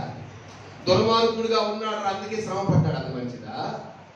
కాదు. క్రైస్తవుడైనందుకు దేవుని చిత్తానుసారంగా వచ్చిన శ్రమలు నీ జీవితాన్ని ఉన్నతమైన మెట్టుకు తీసుకెళ్తాయి. ఇప్పుడు నేను చెప్పాల్సిన మాట ఏంటంటే, నీ తెరలు ఏం చేయాలి?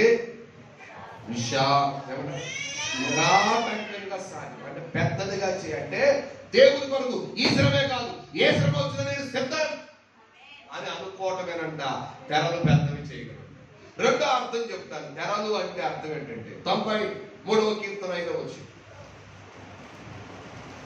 93వ కీర్తన 5వ వచనం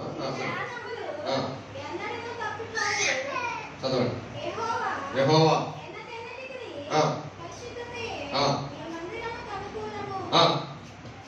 చూడండి, ఇక్కడ రాయబడిన మాట, ఆయన నివాస స్థలానికి, ఆయన తెరలున్న గుడారానికి ఏమిటి ఎన్నటన్నటికి ఉండేది? పరిశుద్ధతయే. స్తోత్రం చెప్పండి గట్టిగా. ఇప్పుడు చెప్పండి, ఆ తెరలు దేనికి సాదృశ్యం అంటే పరిశుద్ధతకు సాదృశ్యంగా ఉన్నాయి. నీ పరిశుద్ధత కొనసాగాలి, పెరగాలి. అంతకంత ఈ కొంచెం పరిశుద్ధత, ఈ కొంచెం నీకు చాలదు, అంతకంతకు పరిశుద్ధత ఇవ్వాలి. స్తోత్రం చెప్పండి. నీతి పెరగాలి, పరిశుద్ధతలో ఎదగాలి. అదే దేవుడు కోరుకుంటున్నాడు. ఇక నేను 3వ పాయింట్కి వచ్చేస్తున్నాను. 3వ పాయింట్ ఏంటంటే, నీ తాళ్లను పొడుగు చేయి. స్తోత్రం చెప్పండి. హోషేయ గ్రంథము 11వ అధ్యాయం 4వ వచనం చదువుతా. హోషేయ గ్రంథం 11వ అధ్యాయం 4వ వచనం.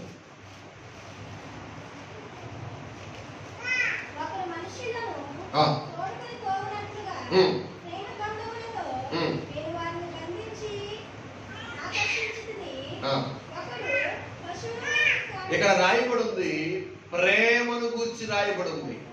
ఆయన ప్రేమ అనే తాళ్లతో బంధించి ఉన్నాడంట. అక్కడ గమనించాలి, త్రాళ్లను పొడుగు చేయుట అంటే అర్థము, తాళ్ళు దేనికి గుర్తుగా ఉన్నాయంటే ఈ వాక్యాన్ని బట్టి ప్రేమకు గుర్తుగా ఉన్నాయి.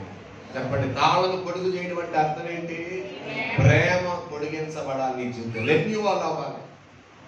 ఏమండి, సంవత్సరాలు గడిచాయి, రోజులు గడుస్తున్నాయి, ఎన్నో ప్రతిష్టారాధనకు వస్తున్నావు, ఎన్నో సంవత్సరాల కోటాలకు వస్తున్నావు. నీ జీవితంలో ప్రేమ పొడిగించబడాలి. యేసయ్య ప్రేమ గురించి రాస్తాడు, లోతు లేదంట, ఎత్తు తెలియదంట, వెడల్పు తెలియదంటాడు. తెలుసా మీకు ఈ మాట?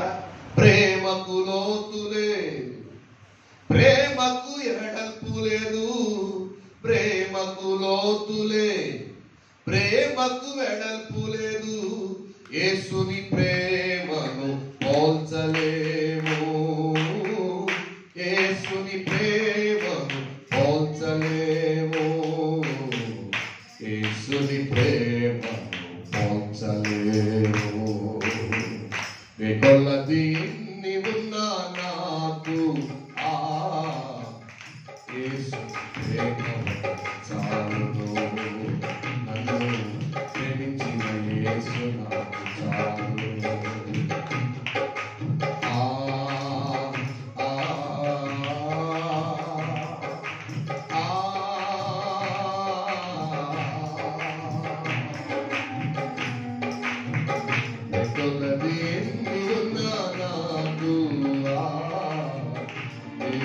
ప్రేమ ఒకటి చాలును, నన్ను ప్రేమించిన యేసు నాకు చాలును.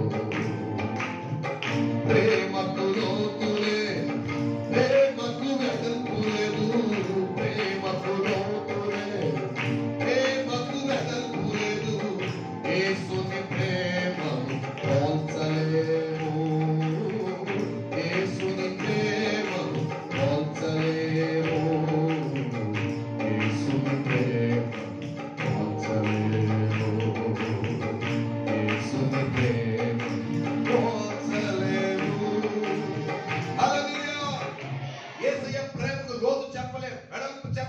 ఎత్తు చెప్పలేవు, పొడవు చెప్పలేవు.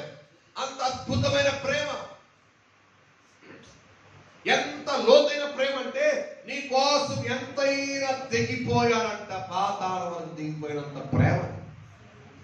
హల్లెలూయా. నీ కోసం ఎంత ఎత్తైన ప్రేమ అంటే ఆయన సిలువ అయినా ఎక్కడానికి ఎత్తైన కొండ మీదకి వెళ్ళి నీ కోసం సిలువ ఎక్కే అంత ఎత్తైన ప్రేమ. స్తోత్రం చెప్పండి. నీ నీ నీ విషయంలో ఆయన ప్రేమ ఎంత వెడల్పంటే, ఎంత పొడవంటే ఎవరినైనా చేరగలుగుతున్న ప్రేమ. ఎంత పొడవయ్యా ఆయన ప్రేమ అంటే, ఎంత దూరాలున్నా, ఎంత పేదవాడైనా, ఎంత దరిద్రుడైనా నువ్వు నాకు కావాలని ఆయన దగ్గరికి వెళ్ళి పట్టుకొచ్చే ప్రేమ అంట. అంత పొడవైన ప్రేమ యేసయ్య ప్రేమ. స్తోత్రం చెప్పండి. హల్లెలూయా. నేను మీకు చెప్పడానికి ఇష్టపడుతున్నాను, తాళ్లను పొడుగు చే. మూడో మాట చెప్పేస్తున్నారమ్మా. ఏంటి చెప్పండి? తాళ్లను. ఈ పూట దేవుడితో మాట్లాడుతున్నాడు. ఆ వాగ్దానం నీ జీవితం నెరవేరాలంటే నీవు నేను చేయాల్సిన పని ఏంటంటే నీ తాళ్లను ఏం చేయాలి? పొడుగు చేయాలంట. దేవా, మాకు తాళ్ళు ఎక్కడున్నాయ్యా? తాళ్ళు అంటే తాళ్ళు కాదండి, నీకున్న దేవుని ప్రేమ అంతకంతకేవాలి, పెరగాలి. దేవుని ప్రేమ నీలో ఉందా? అసలు దేవుని ప్రేమించాలంట. ప్రేమిస్తున్నావా? దేవుని ప్రేమిస్తున్నానని చెబుతూ నీ తోటి సోదరుని ద్వేషిస్తున్నావే, అసూయ పెట్టుకున్నావే, పగ పెట్టుకున్నావే. హలో, కొంతమంది క్షమించలేకపోతున్నారు, ప్రేమించలేకపోతున్నారు, అత్తను ప్రేమించలేకపోతున్నారు, కోడలు ప్రేమించలేకపోతున్నారు. మీ అమ్మ లాంటిది కాదా మీ అత్త? మీ అమ్మ స్థానంలో చూడొచ్చు కదా, గొడవలే ఉండవుగా. నీ కూతురు స్థానం లాంటిది కాదా కోడల్ని? నీ కూతురులాగా చూసుకోవచ్చు కదా, గొడవలే ఉండవు కదా. అదెందుకు? ఒక ఆవిడ అంటుంది మా అత్తను క్షమించరంటే క్షమించరంటుంది, ఒక కోడలు అంటుంది దాన్ని క్షమించడమా అంటుంది. సత్య నరకానికి పోతామమ్మా, క్షమాపణ లేకపోతే ఎట్లా అంటే చచ్చినా పర్లేదు అంటుంది, నరకానికి పోయినా పర్లేదు అంటుంది. ఏమండి? చచ్చినా క్షమించరంట. ఎందుకమ్మా అలా అయిందంటే నన్ను డొక్కలో పొడిచినట్టు ఉంది అంటుంది. ఎక్కడంట? డొక్కలో నిన్ను పొడవటం ఏంటమ్మా? యేసయ్యనే పొడిచారు. డొక్కలో పొడిస్తే ఆయన కూడా పొడిచారా లేదా? అసలు నిన్ను డొక్కలో పొడిచినట్టుందేమో. అసలు యేసయ్యని నేరుగా డైరెక్ట్ గా పొడిచారు. యేసయ్య పొడిస్తే ఆయన కడుపులోకి వచ్చి ఏంటో తెలిసిన రక్తమును నీళ్లు బయటకు వచ్చాయి. రక్తము ఎరుపుగా ఉంటది కాబట్టి రక్తము ఈజ్ ఈక్వల్ టు క్షమాపణ. నీరు నీలము, బ్లూయిష్ కదా, నీలము నీరు ప్రేమకు గుర్తు. నేనంటాను, నీ కడుపులో నుంచి నిన్ను కడుపులో కొట్టినట్టుగా, గుద్దినట్టుగా, పేగులు తరిగిపోయినట్టుగా, పేగులు తెగిపోయా అన్న మాట అందండి, నా కడుపు రగిలే అన్న మాట అందండి, అన్నాడండి అని నువ్వు అని ద్వేషము పగ పెట్టుకునే దానికంటే యేసయ్య కూడా డొక్కలో పొడిస్తే ఏం కారాయంట? రక్తమును నీళ్లు కారాయి. రక్తం అంటే క్షమాపణ, నీరంటే ప్రేమ. నీలో నుంచి రావాల్సింది ఈ రెండే. ఏంటి? క్షమాపణ. ఎన్నిసార్లు క్షమించమంటారయ్య గారు అని మీరు అడగడం కాదు, పేతురే అడిగాడు ఆ రోజున. ఎవరిని? యేసయ్య. యేసయ్య ఏం చెప్పాడు? 77 మార్లు మట్టుకు అన్నాడు. ఎన్నిసార్లు క్షమించాలి నా తోటోని అంటే 77 మార్లు మట్టుకు అన్నాడు. ఇంగ్లీష్ లో 70 and 7. 70 70 అంటే మా ఆయుష్కాలము 70 సంవత్సరములు. అంటే 70 అంటే ఎంతకాలం క్షమించాలి? ఆయుష్కాలం, బతికినంత కాలం క్షమించాలి. 7 అంటే 7. 7 అంటే బైబిల్లో దేనికి గుర్తు? సంపూర్ణతకు గుర్తు. సంపూర్ణత అంటే పూర్తిగా క్షమించాలి. కొంతమంది సగం సగమే క్షమిస్తారు. నేనంటాను, నువ్వు క్షమించిన దానివైతే నువ్వు క్షమించిన తర్వాత ఆవిడ గురించి మన చెడ్డగా మాట్లాడకూడదు, ఇంకోసారి చెప్పకూడదు. తెలుసా? నువ్వు క్షమించేసావుగా, మన ఆవిడ గురించి ఎందుకు మాట్లాడుతున్నావు? వాళ్ళ బ్యాడ్, వాళ్ళ చెడు, వాళ్ళ తప్పు ఎందుకు చెప్తున్నావు? అట్లా క్షమించిన దానివి అంటే క్షమించానని చెబుతూ మాట్లాడుతూనే ఉంటాం మన వాళ్ళ గురించి. అది అట్టా చేసింది, ఇది అట్లా చేసింది, అప్పుడు అది ఇలా చేసింది. గతాన్ని ఎందుకు తవ్వుతున్నావు? జరిగిన సంగతిని మాటి మాటికి ఎత్తువాడు మిత్రభేదం కలగజేస్తాడని వాక్యం చెప్పలేదా? చెప్పండి. జరిగిన సంగతి మాటి మాటికి ఎత్తొద్దు, ఎందుకంటే క్షమించేశావు కదా. హలో, సంపూర్ణంగా క్షమించాలి. ఎన్ని రోజులు క్షమించాలంట? 70 అంటే 70 అంటే ఏమన్నామండి? అంటే ఆయుష్కాలం అంటే బతికినంత కాలం క్షమిస్తానే పోవాలి. యేసయ్య నేర్పిన బోధ ఇది. స్తోత్రం చెప్పండి. ధర్మశాస్త్రం బోధ అయితే కంటికి కన్ను, యేసుని వేసేయటమే. కంటికి కన్ను తీసాడు కన్ను తీసేయటమే, పన్ను తీసాడు పన్ను తీసేయటమే. కంటికి కన్ను, అది ధర్మశాస్త్రం. మరి క్రీస్తు బోధ ఏంటి? క్షమించడమే. లేదు చెప్పండి. ప్రేమను త్రాళ్ళను పొడుగు చేయి. నీ ప్రేమ పెరగాలి. సంవత్సరాలు గడిచే కొలది ఏమైపోయావు? ప్రేమ తగ్గిపోయింది. అయినను నీ మీద ఒక తప్పు మాపవలసింది. నీకు మొదట ఉండిన ప్రేమను నీవు ఏంటమ్మా చెప్పరు? ఈ వాక్యం గుర్తులేదా? సంఘాలతో చెప్తున్నాడు. యోహాను దేవుడు బోధించాడు. 7 సంఘాలకు చెప్పయ్యా. ఎఫెసులో ఉన్న సంఘపు దూతకు చెప్పు ఏమని చెప్పండి. చల్లగనైన వెచ్చగను ఉండిన నీకది మేలగును. నులివెచ్చని స్థితి నీకుండిన బయటకు ఉమ్మివేయ పడుదువేమో. నీ మనసు మార్చుకో, తొలి ప్రేమ కూర్చుకో. ఏంటంట తర్వాత?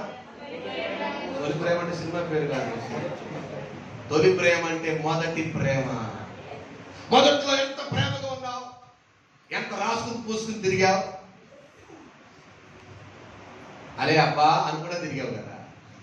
ఫ్రెండ్గా ఉన్నారు కదా. బాగా విశ్వాసం ఎంత బాగా పరిచరించలో సాగిపోయావు. కలిసిమెలిసి ఉన్నావు. ఒకప్పుడు సంగతి కాదు, ఇప్పుడేంటి నీ పరిస్థితి? ఒకప్పుడు విశ్వాసం కాదు, ఒకప్పుడు నాటి వైభవం కాదు, ఇప్పుడు నీ వైభవం ఏంటి? ఒకప్పుడు భక్తి జీవితం కాదు, ఇప్పుడు భక్తి ఏంటి? దేవుడు ఒకనాటి భక్తి చూడట్లేదు, ప్రజెంట్ ఇప్పుడు భక్తిని చూస్తాడు. ఒకప్పుడు బాగా భక్తి చేసింది, ఒకప్పుడు బాగా దేవుడిని ఖర్చు పెట్టింది, ఒకప్పుడు బాగా ప్రార్థన చేసింది, ఒకప్పుడు మంచి విశ్వాసి, ఒకప్పుడు అందరితో కలిసి ఉండేది, ఒకప్పుడు అందరిని క్షమించింది. అది చూడడం ప్రజెంట్. ఇప్పుడు ఏం చేస్తున్నావో అది లెక్క పెడతాడు దేవుడు, అది చూస్తాడు దేవుడు. హల్లెలూయా, హల్లెలూయా. ప్రభువునందు ప్రియులారా గమనించాలి. ఇప్పుడు దేవుడు చూసేది ప్రస్తుతం ఉన్న క్షమాపణ ఉందా, ప్రస్తుతం ప్రేమ ఉందా, ప్రస్తుతం ఓర్చుకునేది ఉందా. ఎప్పుడో ఒకప్పుడు ఓర్చుకోలేదు, అది చూడట్లేదు. ఇప్పుడు ఓర్చుకుంటున్నావా లేదా, ఇప్పుడు క్షమిస్తున్నావా లేదా, ఇప్పుడు ప్రేమిస్తున్నావా? త్రాళ్లను పొడుగు చేయాలి. స్తోత్రం చెప్పండి. అంటే నీ ప్రేమ ఏమాలి? పొడిగించాలి. ప్రేమ ఉందా? అందరిని ప్రేమిస్తున్నావా?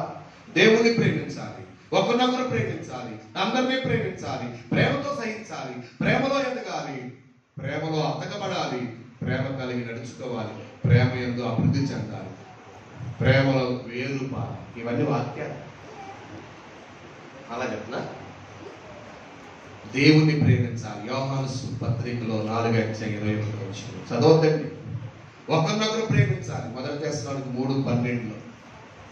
అందరినీ ప్రేమించాలి. 1 తెస్సలోనిక 3:12. ఎఫెసీ 4:2 ప్రేమతో సహించాలి. ఎఫెసీ 4:15 ప్రేమలో ఎదగాలి. కొలస్సీ 2:2 ప్రేమలో అతకబడాలి. 1 తెస్సలోనిక 3:12 ప్రేమ యందు అభివృద్ధి చెందాలి. అలాగే ఎఫెసీ 3:17-18 ప్రేమ యందు వేరు పారి స్థిరపడాలి. రోమాపత్రిక 8:37 చెబుతున్నాడు, దేవుని ప్రేమ నుండి ఏది మనల్ని ఎడబాప చేయకూడదు, వేరు చేయకూడదు. కరువైన ఖడ్గమైన వస్త్రహీనతైన దేవుని ప్రేమ నుండి ఎడబాపు వాడు ఎవడు? స్తోత్రం చెప్పండి గట్టిగా. ప్రేమను వృద్ధి చేయాలి. ప్రేమ కావాలి. ఒకరినొకరు ప్రేమించాలి. నేను ప్రేమించినట్టే మిమ్మల్ని ఒకరినొకరు మీరు ఏం చేసుకోవాలి? నేను క్షమించినట్టే మీరు ఒకరినొకరు ఏం చేసుకోవాలి? క్షమించు. హల్లెలూయా చెప్పండి గట్టిగా. ప్రేమ ఉందా? తగ్గిపోయింది. అసూలు పెరిగాయా, పగలు పెరిగాయా, కక్షలు పెరిగాయా? ఒకళ్ళు బాగా పరిచయం చేస్తూ ఓర్చుకోలేకపోతున్నావా? ఒకళ్ళు బాగా ప్రార్థన చేస్తూ ఓర్చుకోలేకపోతున్నావా? ఒకళ్ళు బాగా దైవ సేవకు సహకరిస్తుంటే వెంబడుతుంటే ఓ పెద్ద చేశాడే అని అంటున్నావు. నీకు ప్రేమ లేదని అర్థం, ఓర్పు లేదని అర్థం, సహనం లేదని అర్థం. 4వ మాట ముగించేస్తాను. నాకు అర్థమైపోయింది మీరు ముగించేంత బాగుందని చూస్తాను. మీ చూపు అర్థం ఉంది. హల్లెలూయా. 4వ మాట ఏంటి చెప్పండి అమ్మా. అబ్బా ఎంత స్పీడ్ చెప్తారు. ఇది ఎప్పుడు చెప్తారు ముగిస్తాడని చూస్తున్నారు. ఏం తెగొట్టాలా? హలో, మేకులు తెగొట్టాలి. మేకులు ఏమంటే వాడ వెళ్తుంది అనుకోండి, అటు ఇటు పడిపోకుండా అక్కడ ఆగిపోవాలంటే ఏం వేస్తారు చెప్పండి? మేకేస్తారు. తెలుసా మీకు? ఒక మేకు, దానికి ఒక పేరు ఉంది తెలుసా? ఏంటమ్మా? లాంగ్. అది ఒక మేకు అనమాట. ఆ మేకులు తెగొట్టేస్తారు కదలకుండా అటు ఇటుగా, దాని పేరు లంగర్. అలాగే గుడారానికి కదలకుండా అటు ఇటు ఏమేస్తారు? మేకులు తెగొడతారు. స్తోత్రం చెప్పండి గట్టిగా. నేనంటాను, మేకు దేనికి గుర్తుగా ఉందంటే కదలకుండా స్థిరంగా ఉండడానికి నీకున్నటువంటి నిరీక్షణ. మేకు దేనికి గుర్తుగా ఉందో చెప్పనా? కదలకుండా చెదిరిపోకుండా ఉండాలంటే ఏం కావాలి మనకి? ఒక నిరీక్షణ ఉంటే ఎక్కడ కదలం మనం. ఏమండి? నిరీక్షణ కలిగిన వాడు పరిశుద్ధులను కాపాడుకుంటాడంట, ఎక్కడ పాపంలో పడిపోడాడు. ఆ మాట నేను చెప్పట్లేదు, బైబిల్ చెప్తుంది. 1 యోహాను 3:2.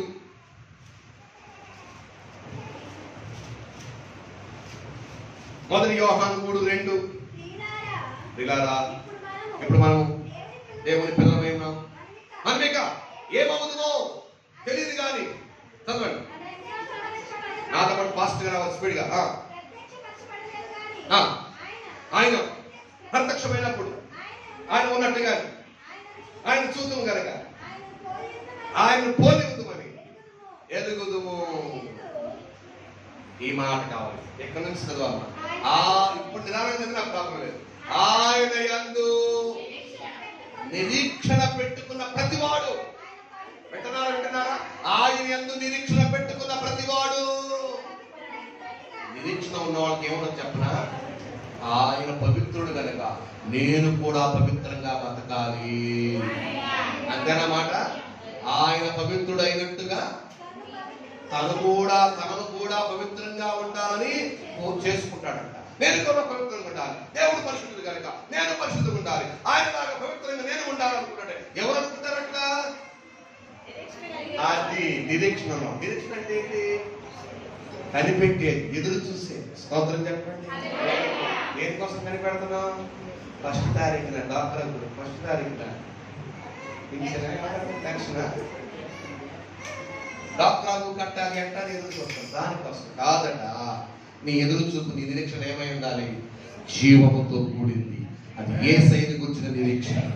ఆయన వస్తాడన్న నిరీక్షణ, మనం తీసుకెళ్తాడన్న నిరీక్షణ, మన బాధలు తీసేస్తాడన్న నిరీక్షణ, మనకు ఆనందాన్ని కలిగిస్తాడన్న నిరీక్షణ, మనకు ఆశను నెరవేరుస్తాడన్న నిరీక్షణ. ఒక ఆశ. స్తోత్రం చెప్పండి. ఆ నిరీక్షణ కలిగి ఉంటే ఖచ్చితంగా పవిత్రతను కాపాడుతుంది. కదలమండి, స్థిరంగా ఉంటాను. ఏం చేయాలి? మేకులు ఏం చేయాలి? కదలకుండా ఏం చేయాలా? అంటే నిరీక్షను పటిష్టంగా చేస్తుంది. నిరీక్షణ పోగొట్టుకోవద్దు. నిరీక్షణ కలిగి ఉండాలి తప్ప నిరీక్షణ పోగొట్టుకోవద్దు. నాకు నిరీక్షణ ఉందండి, నాకు ఆశ ఉందండి, యేసయ్య వస్తాడు, నాకు తీసుకెళ్తాడు. నాకు ఆశ ఉందండి, నాకు విశ్వాసం స్థిరపరుస్తాడు. నాకు నిరీక్షణ ఉంది లేదా ఆశ. నిరీక్షణ ఆశన ఒక పర్యాయ పదం చెప్తాడు.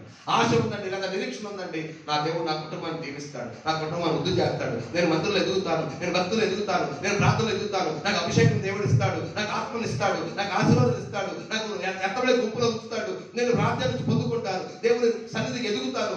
ఈ నిరీక్షణలన్నీ నాకు ఉన్నాయండి అన్న వాళ్ళందరూ చేతులతో ఒకసారి స్తోత్రాలు చెప్పండి. గట్టిగా హల్లెలూయా, హల్లెలూయా, హల్లెలూయా, హల్లెలూయా, హల్లెలూయా అని చెప్పలేరా? ఏదో ముక్కుపడి కోసం అక్కడ రాయటేషన్ హల్లెలూయా అంతేనా? చెప్పండి గట్టిగా హల్లెలూయా, హల్లెలూయా అని చెప్పండి. స్తోత్రం స్తోత్రం అని చెప్పండి. చేతులు ఆడుస్తూ చెప్పండి. ఇట్లాగా గట్టిగా చెప్పాలా? ఈ నిరీక్షణ సిగ్గుపరచదు. హల్లెలూయా, హల్లెలూయా, హల్లెలూయా, హల్లెలూయా చెప్పాలి. హల్లెలూయా, హల్లెలూయా. మేకులు తెగొట్టాల్సిన అవసరం ఉంది. అంటే నిరీక్షణను కాపాడుకోవాలి. నీకున్న నిరీక్షణను కాపాడుకోవాలి. మన నిరీక్షణ ఈ లోకంలో సంపాదించడానికి కాదు. మనం అడగకపోయిన దేవుడు ఇచ్చేస్తాడు.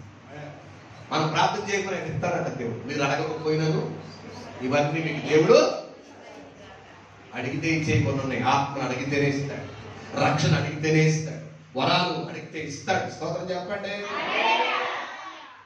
ప్రభు అడుక్కోవాలి, ఇస్తాడు. అర్థమవుతుందండి మీకు? నిరీక్షణ సాదృశ్యంగా మేకులు తెగొట్టడం అంటే ఇంకో మాట చెప్పి ముగించేస్తా. దాని అర్థం చెప్తాను. రెండో అర్థం ఏంటంటే ప్రతిష్టత. అందరూ చెప్పండి ఏంటంటే ప్రతిష్టత జీవితం. చాలా మంది జీవితాల్లో ప్రతిష్టత లేదండి, ప్రతిష్టత లేదు. చాలా మంది జీవితాల్లో ప్రతిష్టత లేదు. ప్రతిష్టత అంటే ఏంటో చెప్పుకోవిచ్చేస్తాం. ప్రతిష్టత అంటే ఏంటి? వద్దనుకోవడం, ద్వేషించుకోవడం, విడిచిపెట్టేయడం. చాలా మందికి ప్రతిష్టత లేదు. కొందరు వద్దనుకోలేకపోతున్నారు. హలో, కొందరు విడిచిపెట్టలేకపోతున్నారు. లోక ఆచారాలు, లోక పద్ధతులు, మనుషులు కల్పించిన ఆచారాలు. ఏంటి ప్రతిష్ట? ఆభరణ సమర్పణ. ఏంటి ప్రతిష్టత? వస్త్రాల సమర్పణ. ఏంటి ప్రతిష్టత? అదిగో ఇలా ఉంటానయ్యా నేను, ఈ ప్రతిష్టత. కొంతమందికి లేదు ప్రతిష్టత. భర్త ఏమన్నాడు, చుట్టుపక్కల ఏమన్నాడు, మనకి ఆశ ఉంటుంది, లోక ఆశలు పోవాలి, లోకం చావాలి మనలో. అందుకని జుట్టుకు రంగేస్తాం, జుట్టు 4 రకాలుగా తిప్పి ఇంత కొప్పు పెడతాం. చెప్పండి, జుట్టుకు రంగు, వేసాలకు రంగు, గడ్డానికి రంగు. వద్దనుకోవట్లేదు. నెరసిన ఎందుకని నువ్వు వద్దనుకోలేకపోతున్నావు? స్తోత్రం చెప్పండి గట్టిగా. ఏమండి, కొంతమందికి ఆభరణ, కొంతమందికి రకరకాల లోక కార్యక్రమాలు, అంత అటాచ్మెంట్, ఎంతంత పూసుకుని వస్తారు. మనిషి అంతా నలిపే. మా అమ్మాయి తెల్లగా ఉంటుంది. ఏంటంటే అంటే అదొక, అది ఏమంటారు దాన్ని? మేకప్ అంట. మేకప్. ఇలా గమనించాలి. ప్రతిష్టత లేదు. లోకమంతా ఇక్కడే ఉండిపోయింది. సంగమా ఎక్కడున్నావు నువ్వు అని అడిగితే నేను లోకంలో పడిపోయాను అన్నట్టే ఉంది. లోకమా నువ్వు ఎక్కడున్నావు? అటు తిరిగేదాన్ని ఇప్పుడు సంఘంలో చేరిపోయాను. లోక పద్ధతులన్నీ సంఘంలోకి వచ్చేసారు. ప్రతిష్టత లేదు కొంతమందికి. ప్రభాన్ని కూడా మేకులు తెగ్గొడితే అది కదలకుండా, అటు ఇటు చెదలకుండా గుడారం కాపాడబడుతుంది. అంటే నేను అంటాను, మేకు తెగ్గొట్టడం అంటే అర్థం ఏంటి తెలుసా? నీవు దేవుని కోసం ఎలా ఉంటాను, ఎలా చేస్తాను అనే నిబంధన, ఒక తీర్మానం, ఒక ప్రతిష్టత. వద్దనుకోవడం, కాదనుకోవడం, విసర్జించడం, ద్వేషించడం, ఉపేక్షించడం. ఇన్ని అర్థాలు ఉన్నాయి ప్రతిష్ట అనే మాట. వద్దనుకున్నావు, ఇది వద్దులే నాకు అనుకున్నావా? హలో, కొంతమంది చూస్తే పొద్దున్నే వాళ్ళు చూడాలి. కొంతమంది చూస్తే ఎలా ఉంటారంటే, వాళ్ళ మీద కనకలర్ ఫోన్ చూసారా? ఎట్లుండదు చెప్పండి, ఎట్లుండదు? ప్రతిష్ట ఏది? లోకం కావాలి, దేవుడు కావాలి, ప్రార్థన కావాలి, తాయితు కావాలి. హలో, ఆ పండుగలు కావాలి, ఈ పండుగలు కావాలి. వాళ్ళతో కలిసిపోయి అది చేస్తాం, వీళ్ళతో కలిసిపోయి ఇది చేస్తాం. లోకం కావాలి, దేవుడు కావాలి, లోక పద్ధతులు కావాలి, దేవుడు కావాలి, లోక ఆశలు కావాలి, లోక ఆచారాలు కావాలి, లోక వ్యసనాలు కావాలి, లోక పోకళ్ళు కావాలి, దేవుడు కావాలి. ఎలా కాదు చెప్పండి? వద్దనుకోవాలి, ప్రతిష్ఠ చేసుకోవాలి. మీకు ఒక మాట చెప్పనా? వద్దనుకోవడం, ప్రతిష్ఠించుకోవడం, ద్వేషించుకోవడం. ఇది నేను చేయొద్దు, ఎవరేమనుకో, ఎవరు అవమానపరచదు. దేవుడు వాక్యం ఎలా చెప్తుంది, ఎలా ఉండాలి? ఎంతమంది ఉన్నారు ప్రతిష్టలో? ఎంతమంది ఉన్నారు ప్రతిష్టత? నేనంటాను, ప్రతిష్టలు రకాలు ఉన్నాయండి. దేవుడు యేసయ్య ప్రతిష్ఠితున్న బైబిల్లో తెలుసా? మీరు గుర్తు చేస్తారు. యేసు ప్రభు ప్రతిష్ఠిత ఏంటి తెలుసా? 2వ కొరింథీ పత్రిక 8వ అధ్యాయం 9వ వచనం చదవద్దు, రెఫరెన్స్ చెప్తారు. యేసయ్య ప్రతిష్ఠిత. 2వ కొరింథీ పత్రిక 8వ అధ్యాయం 9వ వచనం యేసు ప్రభు ప్రతిష్ఠిత. లూకా సువార్త 14వ అధ్యాయం 26-27 వచనాలు దైవ సేవకుల ప్రతిష్ఠ. విశ్వాసం ప్రతిష్ఠిత ఎక్కడుంది తెలుసా? మత్తయి సువార్త 10వ అధ్యాయం 37వ వచనం 38వ వచనం. నేను 3 రకాల ప్రతిష్టల గురించి చెప్పాను. యేసుక్రీస్తు ప్రతిష్ఠిత ఉంది, 2వ కొరింథీ 8:9. దైవ సేవకుల ప్రతిష్ఠిత ఉంటుంది, లూకా సువార్త 14:26-27. విశ్వాసులు చేసుకునే ప్రతిష్ఠిత గురించి ఉంది, మత్తయి సువార్త 10వ అధ్యాయం 37-38 వచనాలు. మరి నీ ప్రతిష్ఠ జీవితాన్ని గురించి ఏం ఆలోచిస్తావు? నీ ప్రతిష్టతను బలపరుచుకో. ఒకప్పుడు రక్షణ పొందిన కొంత ఏం తీర్మానం చేసుకున్నావు? నేను ఎలా ఉంటాను అనుకున్నావు? ప్రతిష్ఠత బలపరుచుకున్నావా? దేవుడిని స్వస్థపరిచిన తర్వాత పాస్టర్ గారంటే నన్ను దేవుడు బాగా బతికించాడు కాబట్టి నేను అవి వదిలేసుకున్నా, ఇది వదిలేసుకున్నా, ఈ ఆచారం వదిలేసుకున్నా, ఈ ఆభరణ వదిలేసుకున్నా, ఈ అలంకరణ వదిలేసుకున్నా, ఈ విధానం వదిలేసుకున్నా, ఈ లోక పద్ధతి వదిలేసుకున్నా, ఈ లోక ఆచారాలు వదిలేసుకున్నా, ఈ సాంప్రదాయాలు వదిలేసుకున్నా అని వదిలేసేవా? కొంతమంది బుద్ధులు, మంచోడు బుద్ధి అంట. చెప్పండి మంచోడు బుద్ధి చెప్పండి అమ్మా. మంచోడు బుద్ధి ఇది చెప్పట్లేదు, తెలుగు గల ముగించేస్తారు. మంచోడు బుద్ధి మాసం కాడ తెలుస్తుందంట. కొంతమంది బుద్ధులు చూడాలి, పెళ్లిళ్ళ దగ్గర చూడాలి, పెళ్లికి బయలుదేరినప్పుడు చూడాలి, ప్రార్థనకు వచ్చినప్పుడు ఒక రకంగాను, పెళ్లిళ్ళకి వెళ్ళేటప్పుడు చూడాలి. మన విశ్వాసంగా డౌట్ వచ్చేస్తుంది. సావుల దగ్గర చూడాలి, పుట్టినరోజు దగ్గర చూడాలి, పుట్టిన కాడ చూడాలి. ఎన్ని ఆచారాలు, ఎన్ని లోక సాంప్రదాయాలు. లక్షల మంది విశ్వాసంలో ఉండి భక్తి చేస్తూ కూడా ఓ చోటకి ఇంటికి వెళితేనండి, ఓ చోట ఇంటికి వెళితే ఆ ఇంట్లో సూర్యులు రేక్ కంపలు పెట్టారు. ఏంట్రా అని అడిగితే దయ్యాలు రాకుండా అంట. రేక్ కంపకు దయ్యాలు పోతే రేక్ కంపకు రేటు పెరిగిపోతుంది. పాత చెప్పులు దూర్చారు సూర్యులో. ఏంటమ్మా అంటే పసిపిల్ల ఉందంటే ఇంట్లో దయ్యాలు రాకూడదు. దయ్యాలు పాత చెప్పులు పోతే మా చర్చి దగ్గర 3 చెప్పులు వేసిన సజ్జుడు అయిన మాకు ఎత్తితే నీకు అమ్ముతానండి. దయ్యాలు పోతాయి పాత చెప్పులకి. ఒక ఆవిడ నేను చూస్తే చర్చికి వస్తుందండి, వాక్యం అండి, దేవుని వాక్యం తెలిసి జరిగిన ఆవిడే, బాప్తిసం పొందింది, ఆత్మ కూడా పొందింది. వాళ్ళ పుట్టిన పిల్లలకి ఏం చేస్తుంది తెలుసండి, వాళ్ళ మనవరాళ్ళకి ఇదిగో 2 కాళ్ళకి నల్లతాళ్ళు, 2 చేతులకి నల్లతాళ్ళు, మధ్యలో బొగ్గల చొక్క, బొట్టు, మళ్ళీ నల్ల బొట్టు, ఇవన్నీ పెట్టి దిష్టి తగలకుండంట. దిష్టి త్వరగా తగులుతుంది. అట్లా ఉంటే ఆ నల్లతాళ్ళు చూసి తగులు. హలో, నీ విశ్వాసం తాళ్ళు మీద, ఏసై మీద?